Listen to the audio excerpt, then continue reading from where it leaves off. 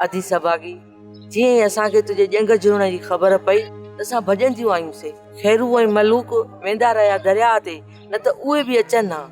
अदी अल्लाह साईं उन्हनि जे सिरनि जो ख़ैर कंदो, छला हयात हुजनि। मुंहिंजे जनाज़े खे अची कुल्हे कांधी थिया। अधी सभागी तूं अहिड़ियूं ॻाल्हियूं को पई करीं। असां त सभु दुआ था कयूं त तूं जल्दी ठीक थी वञी। हलण जहिड़ी थी त दरिया पीर ते हली ज़ियारत बि करे अचूं ऐं दुआ बि घुरी अचूं।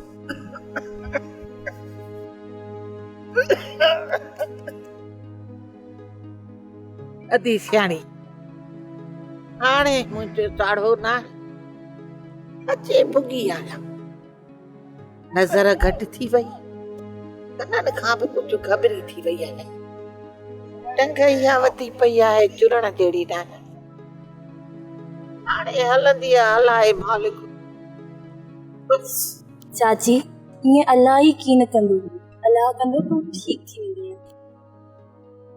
सारा धीअ हीअ हॾ जोड़ण वारी फकी आहे। मामे तुंहिंजो थर मां वठी आयो हुयो, मूं संभाले रखी हुई। हिन जो अधु चमचो मखण में मिलाए अधी सभागीअ खे रोज़ खाराइजांइ।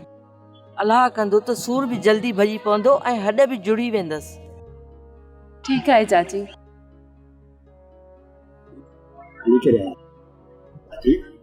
भली के रहे खुश तो है ना। अल्लाह से खुश।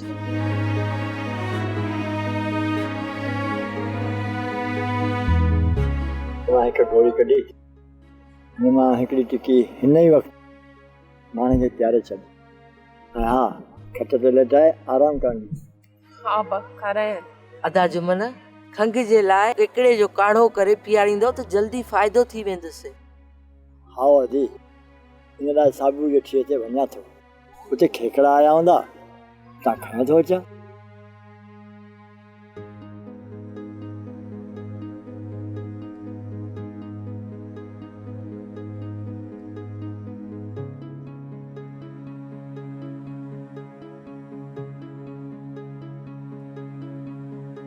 सब्सक्राइब कयो असांजो official YouTube channel Singh TV HD drama ऐं वधीक अपडेट लाइ बेल आइकन खे क्लिक करियो।